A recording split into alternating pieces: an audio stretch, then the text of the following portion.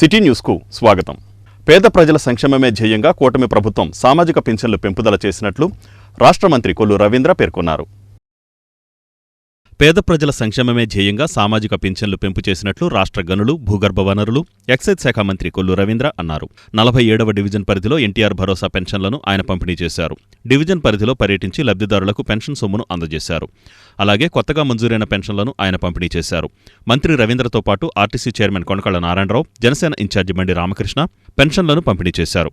ఈ సందర్భంగా మంత్రి మాట్లాడుతూ జిల్లాలో ఉదయం నుంచి పెన్షన్ల పంపిణీ జరుగుతోందన్నారు. కలెక్టరేట్, జిల్లాలో అన్ని ఎంపీడీఓ కార్యాలయాలలో కంట్రోల్ రూమ్లు ఏర్పాటు చేసి పింఛన్ల పంపిణీ పర్యవేక్షిస్తున్నట్లు తెలిపారు.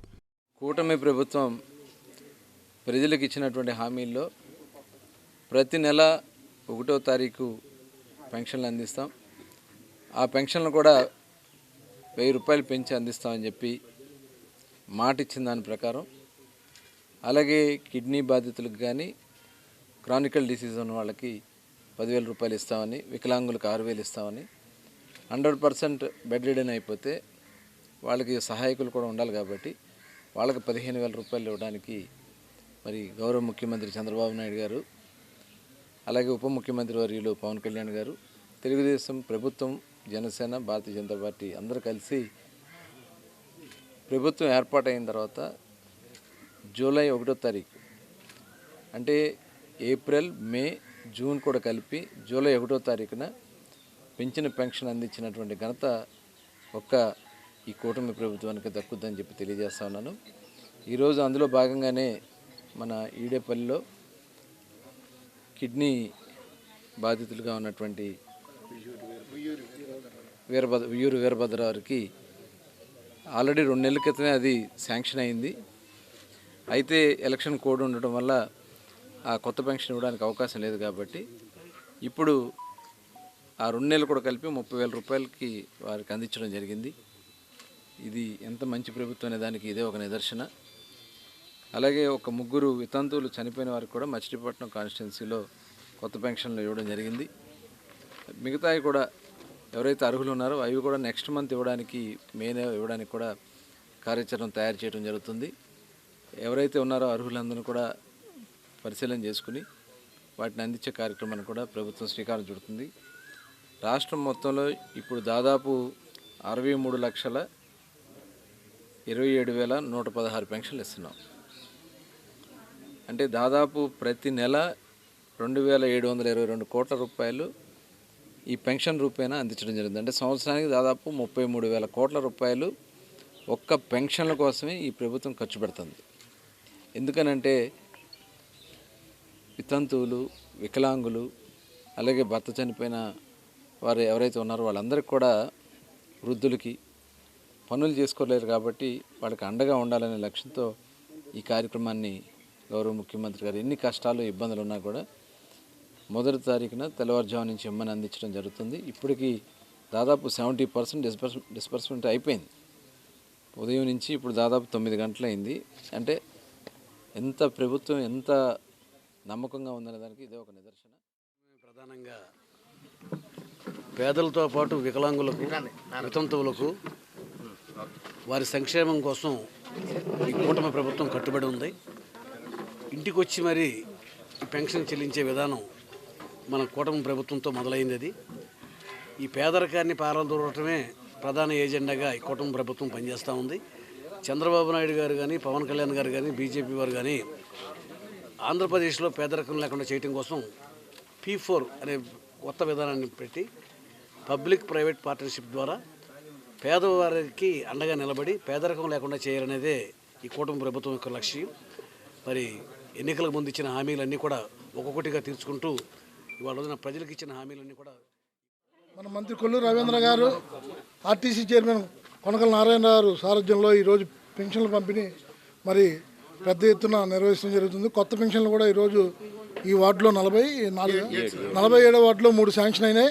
అట్లాగే డయాలసిస్తో ఇబ్బంది పడుతున్న వ్యక్తికి 3 నెలల క్రితం శాంక్షన్ అవుతే ఎన్నికలు కూడా అని చెప్పి అవుతాం వల్ల ఈ నెలకు 10,000 రూపాయలు చెప్పిన 30,000 రూపాయలు కూడా వారి కుటుంబానికి అందజేయడం జరిగింది.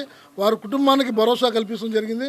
చంద్రబాబు నాయుడు గారి నాయకత్వంలో, పవన్ కళ్యాణ్ గారి నాయకత్వంలో కూటమి ప్రభుత్వం బీజేపీ తరఫున అందరికీ ప్రతి ఒక్కరికి కూడా ఇల్లు ఇవ్వాలి, ప్రతి ఒక్కరికి కూడా తినడానికి తిండి, కట్టుకోవడానికి బట్ట ఇవ్వాలనే ఉద్దేశంతోనే ఈ కూటమి ప్రభుత్వం పనిచేస్తుంది.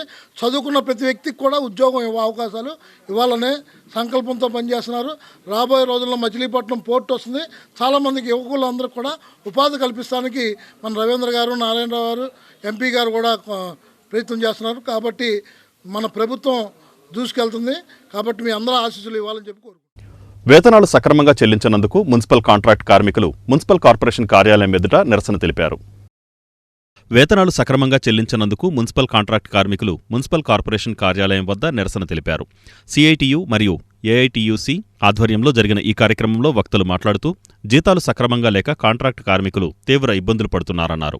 ప్రతి నెల 1వ తేదీన జీతాలు చెల్లించాలని డిమాండ్ చేశారు. కార్మికులకు ఇవ్వవలసిన కాస్మెటిక్స్, పనిముట్లు కూడా సక్రమంగా సరఫరా రావడం లేదని వారు పేర్కొన్నారు.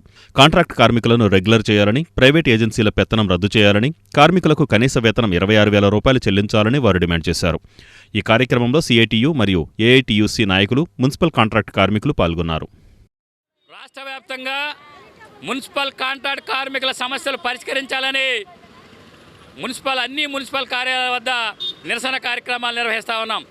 ప్రధానంగా మొన్నటి వరకు కాంట్రాక్ట్ కార్మికులకు ఆప్కాస్ అనే సంస్థ ద్వారా సక్రమంగా వేతనాలు వచ్చాయి. ఈ ప్రభుత్వం పోయిన నెల 6వ తారీఖున మంత్రిమండలి నిర్ణయంలో భాగంగా మున్సిపల్ ఆప్కాస్ అనే సంస్థని రద్దు చేసి ఆయా డిపార్ట్మెంట్ల ద్వారా ప్రైవేట్ ఏజెన్సీలకు ఇస్తామని నిర్ణయం చేయడం జరిగింది. దాన్ని మేము పేపర్లో కూడా చూడటం జరిగింది. ఈ సందర్భంగా కాస్తా కోస్తూ ప్రతి నెల 1వ తారీఖునే మున్సిపల్ కార్మికులకు వేతనాలు వస్తామన్నాయి. కానీ లోకల్ ఏజెన్సీలకు ఇచ్చిన తర్వాత అనేక ఇబ్బందులతో గతంలో చూసిన పరిస్థితి. అదే సందర్భంలో ఆప్కాస్ వల్ల మరి ఒక రకంగా సంక్షేమ కార్యక్రమాలు అమలు కాని పరిస్థితి నిజమే. అదే సందర్భంలో ఈరోజు లోకల్ ఏజెన్సీలకు ఇవ్వడం వల్ల అనేక ఇబ్బందులు అవుతూ ఉన్నాయి. 6 నెలలకి 3 నెలలు కూడా గతంలో జీతాలు ఇచ్చిన పరిస్థితి ఉంది. కాబట్టి ప్రభుత్వమే వీళ్ళని శాశ్వతమైన స్వభావం గల పని వాళ్ళు కాబట్టి ప్రభుత్వమే వీళ్ళని రెగ్యులర్ చేసి వారికి వేతనాలు ఇవ్వాలని సిఐడిగా డిమాండ్ చేస్తూ ఉన్నాం. అదేవిధంగా గత కాలం సమ్మె చేసిన సందర్భంలో గత ప్రభుత్వం మున్సిపల్ కాంట్రాక్ట్ కార్మికులు మేము 62 సంవత్సరాలు అమలు చేస్తాం, రాష్ట్రంలో ఉన్న కార్మికులందరికీ 62 సంవత్సరాలు ఉందని చెప్పడం జరిగింది. ఈ ప్రభుత్వం మొన్న 28వ తారీఖున 62 సంవత్సరాలు మున్సిపల్ కాంట్రాక్ట్ కార్మికులకు వర్తించదు, వీళ్ళకి 60 సంవత్సరాలని సాక్షాత్ ఈ ప్రభుత్వం జీవో ఇచ్చింది. కాబట్టి గతంలో ప్రకటించడం జరిగింది. దానికి వ్యతిరేకంగా ఈ ఒక నిరసన కార్యక్రమాలు అనేది ఉభయ సంఘాలుగా నిర్వహించడం జరుగుతుంది. అయితే గతంలో మేము మొదటి నుంచి కూడా అడుగుతున్నాం, మాకు కాంట్రాక్ట్ పద్ధతి వద్దు, పర్మనెంట్ చేయమని చెప్పేసి అడగడం జరిగింది. గత ప్రభుత్వంలో కూడా అడిగాం. అయితే గత ప్రభుత్వంలో ఏం చెప్పారంటే, మేము అధికారంలోకి రాగానే మీకు కనీస వేతనం ఇస్తామని చెప్పి, పర్మనెంట్ చేస్తామని చెప్పి గత ప్రభుత్వం మాట ఇచ్చి మాట తప్పిన పోయినాం. అయితే ఇప్పుడు కొత్తగా వచ్చిన ఈ కూటమి ప్రభుత్వం రావడంతోనే ఆప్కాస్ని రద్దు చేస్తున్నామనేది ఒక ప్రకటన విడుదల చేసింది. అది ఆప్కాస్ వల్ల మాకు ఇబ్బంది లేకపోయినా కార్మికులు 1 నుంచి 5వ తారీఖు లోపు జీతాలు తీసుకుంటున్నారనే ఒక ధైర్యం ఉండేది. అయితే దాన్ని కూడా తీసేసి ప్రైవేట్ ఏజెన్సీలకు అప్పచెప్తామని ఒక ప్రకటన చేయడం మూలాన కార్మికుల్లో ఒక తెలియని భయాందోళనకు గురవుతున్నారు. ఎందుకంటే గతంలో ఈ ప్రైవేట్ ఏజెన్సీల వల్ల కార్మికులు రకరకాల ఇబ్బందులు పడ్డారు. ఎందుకంటే ప్రైవేట్ కాంట్రాక్టర్లు వచ్చి నెల నెల డబ్బులు వసూలు చేయటం, వాళ్ళకి ఇష్టం వచ్చిన వాళ్ళని వేసుకోవటం, నువ్వు డ్యూటీకి సరిగ్గా రావట్లేదని తొలగించడాలు, రకరకాల వేధింపులకు గురయ్యి కొంతమంది ఉద్యోగాలు పోగొట్టుకున్న ఘటనలు కూడా చోటు చేసుకున్నాయి. దాని గురించే ఏంటంటే మేమందరం కూడా మాకు రాష్ట్ర వ్యాప్తంగా కూడా మున్సిపల్ కార్మికులందరినీ కూడా పర్మనెంట్ చేయాలని చెప్పేసి ఈ ఒక మున్సిపల్ కాంట్రాక్టు ఉద్యోగులు సమస్యలు ఆ ప్రభుత్వానికి ఈ ప్రభుత్వానికి చాలా తేడా కనబడుతుంది. మరి వాళ్ళేమో ఒక రకంగా చెప్పి వాళ్ళు వెళ్ళిపోయారు. మాకు కాంట్రాక్ట్ కార్మికులకి ఏ ప్రభుత్వం వచ్చినా కానీ న్యాయం అనేది జరుగుతలేదు. కనుక ఈ రోజున మనం ఈ యొక్క ధర్నా కార్యక్రమానికి ఈ యొక్క కాంట్రాక్ట్ పద్ధతి మేము ఒప్పుకుంటలేదు. రాష్ట్ర నాయకత్వం కూడా దీన్ని మొన్నే వ్యతిరేకించారు. ఈ జీవో చూసి కనుక ఈ కాంట్రాక్టు పద్ధతిని మాకొద్దు. మాకు మున్సిపాలిటీయే భరాయించాలి. మా కార్మికుల్ని మున్సిపాలిటీయే జీతాలు ఇవ్వాలి. మున్సిపాలిటీయే మాకు ఇవ్వాల్సిన వనరులన్నీ కూడా మాకు రావాల్సిన చెప్పులు, కొబ్బరి నూనెలు, సబ్బులు, ఈనోపురం అన్నీ కూడా జీతాలతో సహా 1వ తారీఖున మాకు అప్పచెప్పాలని చెప్పి మీకు ఒక సిఐటిగా ఏఐటీసీగా మీకు మనవి చేస్తున్నాం. కనబట్టి ఇది గవర్నమెంటు ఈ యొక్క జీవోని వెనక్కి రద్దు చేసుకొని మా సమస్యని. కూటమి ప్రభుత్వ వేధింపులకు భయపడేది లేదని, ఎన్ని వేధింపులకు గురిచేసినా జగన్మోహన్ రెడ్డిని వీడేది లేదని మాజీ మంత్రి పేర్ని నాని అన్నారు. కూటమి ప్రభుత్వ వేధింపులకు భయపడేది లేదని, ఎన్ని వేధింపులకు గురిచేసినా జగన్మోహన్ రెడ్డిని వీడేది లేదని మాజీ మంత్రి పేర్ని నాని స్పష్టం చేశారు.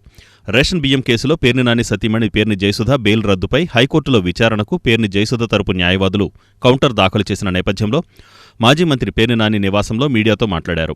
సివిల్ సప్లై శాఖ ఏర్పాటైన నాటి నుండి నేటి వరకు ఇలాంటి కేసులో ఇంతకు ముందు కానీ ఇప్పటి వరకు కానీ క్రిమినల్ కేసులు నమోదు చేసిన దాఖలాలు లేవని పేర్కొన్నారు. తమ గోడౌన్లో రేషన్ బియ్యం నిల్వలకు సంబంధించి తగ్గిన నిల్వలకు గాను రెట్టింపు సొమ్ము జమ చేస్తామన్నా తమ కుటుంబై క్రిమినల్ కేసులతో వేధించడమేమిటని ఆయన ప్రశ్నించారు. స్వయంగా సివిల్ సప్లై మంత్రి వెళ్లి షిప్పుల కొద్దీ రేషన్ బియ్యం పట్టుకున్న వారిపై కూడా క్రిమినల్ కేసులు పెట్టలేదని పేర్ని నాని పేర్కొన్నారు. సీజ్ ద షిప్ అన్న కేసుల్లో సైతం క్రిమినల్ కేసులు లేవని, 6A కేసులు మాత్రమే కాని కక్ష సాధింపులో భాగంగా మాపై పెట్టిన ఈ కేసు క్రిమినల్ కేసుగా వర్తించదని ఆయన అన్నారు. మచిలీపట్నం శాసనసభ్యుడు అట్లాగే రాష్ట్రానికి మంత్రిగా ఉన్నటువంటి కొల్లు రవీంద్ర కానీ లేదా కూటమి ప్రభుత్వం కానీ వీళ్ళందరూ కూడా అంటే ప్రజలకైనా మేలు చేయండి అంటే మేలు చేయాల్సింది పోయి వాటి మీద ఏమాత్రం దృష్టి పెట్టకుండా రోజు వ్యవస్థ మొత్తాన్ని ప్రజల ఓటు ద్వారా వాళ్ళకు వచ్చిన అధికారాన్ని కానీ వ్యవస్థను కానీ వేధింపులు తప్పితే ఇంకొక దానికి ప్రజల కోసం వేసమెత్తు కూడా వీళ్ళు వాడకుండా దానిలో భాగంగానే మీరు అడిగినట్టుగా ఈరోజు మాకే పాపం తెలియదని తెలిసి కూడా మేమేం పాపం చేయలేదని చెప్పని పోలీసు వ్యవస్థ అందరికీ కూడా తెలిసి కూడా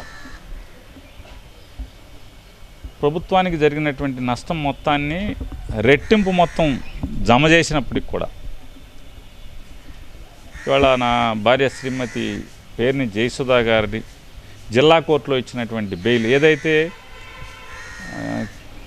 7 సంవత్సరాల పైబడి ఒక సెక్షన్ పెట్టి అరెస్ట్ చేయాలని చూశారో ఆ సెక్షన్ అసలు చెల్లదు, వర్తించదు వీరికని చెప్పని జిల్లా కోర్టులో తీర్పు ఇచ్చినప్పటికి కూడా మళ్ళీ హైకోర్టులో బెయిల్ క్యాన్సిల్ చేయమని మూవ్ చేసి వాళ్ళ కేసుకు కోర్టుకు వచ్చింది.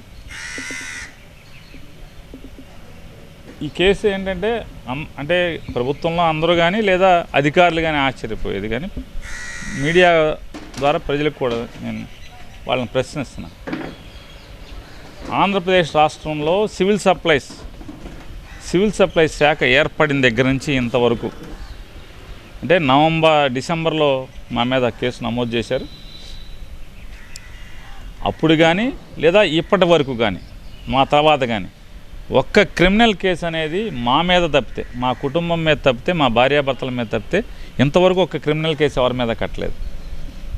రెండవది, సాక్షాత్తు సివిల్ సప్లైస్ శాఖ మంత్రి వెళ్ళి 22,000 టన్నులు పట్టుకున్నాను అని చెప్పని గోడౌన్లు సీజ్ చేశాను, సీజ్ ద గోడౌన్స్ అని చెప్పి పెద్ద పెద్ద రంకులు వేసినప్పటికి కూడా వాళ్ళెవరి మీద క్రిమినల్ కేసు లేదు.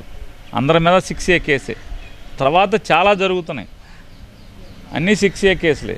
క్రిమినల్ కేసు నాకు ముందు కానీ నా తర్వాత కానీ ఒక్కరి మీద కూడా క్రిమినల్ కేసు సివిల్ సప్లైస్లో లేదు అంటే దాన్ని బట్టి వీళ్ళ పోకడ ఎట్లా ఉంది, వీళ్ళ దిగజారుడుతనం ఎట్లా ఉందో కూడా ప్రజలు గమనిస్తున్నారని చెప్తూ ఇంకోటి కూడా వాళ్ళకి హెచ్చరిక చేయదలుచుకున్నాం, లేకపోతే చెప్పదలుచుకున్నాం.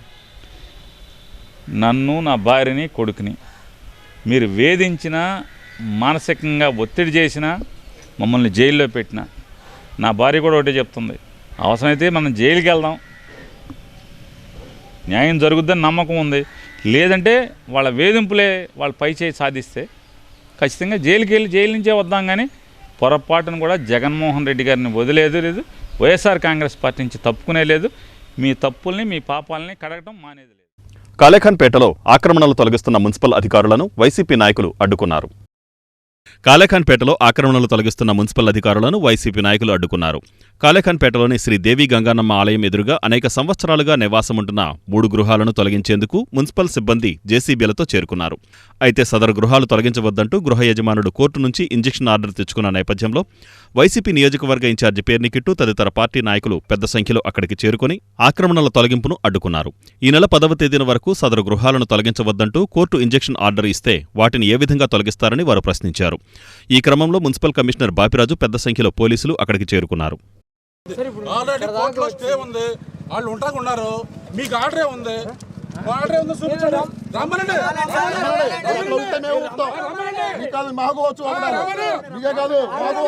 పబ్లిక్ లో ఉన్నాం మేము కూడా 10 మంది బందర్ నియోజకవర్గంలో బట్టి కొట్టు తీసుకుని మీ టీడీపీ ఇన్ఛార్జ్ బట్టి కొట్టు ఇస్తున్నారు. ఏంటి తర్వాత కోర్టు స్టే ఉంది, కోర్టు స్టే ఉంటే ఫోన్లు ఎత్తారు మీరు.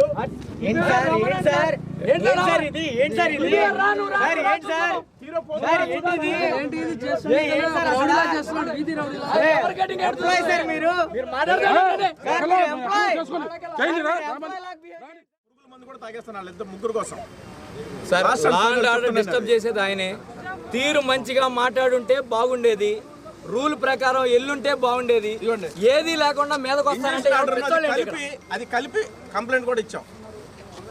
ఏమంటే పోలీసులు మాకు సపోర్ట్ రాకుండా ఇంజక్షన్ ఆర్డర్ ఉంది అది కోల్చడానికి ఏం లేదనకుండా మళ్ళీ కమిషనర్ సపోర్ట్ చేస్తున్నారు. అంటే రౌడీజం చేస్తున్నాడా, లేదంటే మున్సిపల్ కమిషనర్ రౌడీజం చేస్తున్నాడా? లాండ్ ఆర్డర్ కి ఇబ్బంది కలిగితే అక్కడ సార్ లాండ్ ఆర్డర్ ఇప్పుడు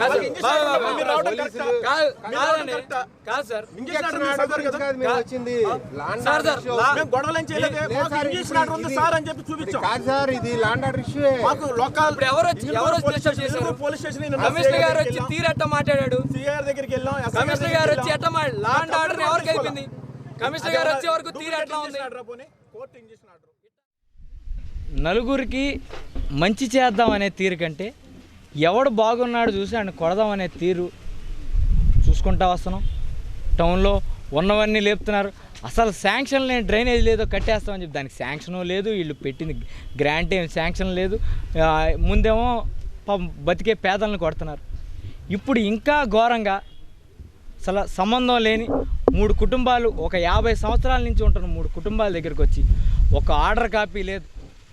వాళ్ళు వీళ్ళెక్కడ కొడతారన్న భయంతో కోర్టు నుంచి ఆర్డర్ తెచ్చుకుని, ఇదిగోండి మీకు అందరికీ మీడియా వాళ్ళు జూమ్ చేసుకుంటే 10వ తారీఖు వరకు ఈ 3 కుటుంబాలని ఎట్టి పరిస్థితిలో డిస్టర్బ్ చేయొద్దు, నెక్స్ట్ కోర్టు ఆర్డర్ వరకు 10వ తారీఖు వరకు, ఏప్రిల్ 10వ తారీఖు వరకు డిస్టర్బ్ చేయొద్దు అని చెప్తే ఈరోజు కోర్టు ఆర్డర్ కూడా లెక్క చేయని పరిస్థితి. టీపీఓ గారు వచ్చి కొడటానికి మిషన్ తెచ్చే పరిస్థితి. 6 కాడి నుంచి వాళ్ళకి నిద్ర లేకుండా వాళ్ళని ఇబ్బంది పెట్టే పరిస్థితి. ఏంటి టీపీఓ గారు, ఏ రూల్ ప్రకారం ఇక్కడ కోర్టులోనేమో నీకు 10వ తారీఖు దాకా వీళ్ళకి టైం ఇస్తే నువ్వు ఎందుకు కూలుస్తున్నావు అని అడిగితే తెలియదండి, నాకు ఓవరాల్గా కమిషనర్ గారు ఫోన్ చేసి చెప్పాడు, అందుకే నేను వచ్చేసాను అంటాడు. సరే, కమిషనర్ గారికి ఫోన్ చేస్తుంటే ఒక్కరికి రెస్పాండ్ అవ్వని పరిస్థితి. అక్కడేమో లోకేష్ గారు ప్రగల్భాలు పలుకుతాడు, మాది వాట్సాప్ గవర్నెన్స్, అసలు మీరు ఎక్కడికి రాకల్లా వాట్సాప్లో మెసేజ్ పెట్టండి, మొత్తం గవర్నమెంటే మీ దగ్గరికి వస్తుంది అంటాడు. కమిషనర్ గారు ఫోన్ ఎత్తని పరిస్థితి. ఫోన్లే వీళ్ళట చేస్తున్నారు, పోలీసులైనా న్యాయం చేస్తారని పోలీసులు ఇదిగోండి మాకు ఆర్డర్ వచ్చింది, ఇదిగో కంప్లైంట్ పెడతామని కంప్లైంట్ తీసుకెళ్తే ఆ కంప్లైంట్ తీసి నువ్వు ఏ పార్టీ అని అడిగి అతను మొహాన్ని కొట్టిన పరిస్థితి. అంటే పోలీసులు కూడా న్యాయం చేయలేకపోతే ఇంకా ప్రజలు ఎవరి దగ్గరికి వెళ్ళాలి?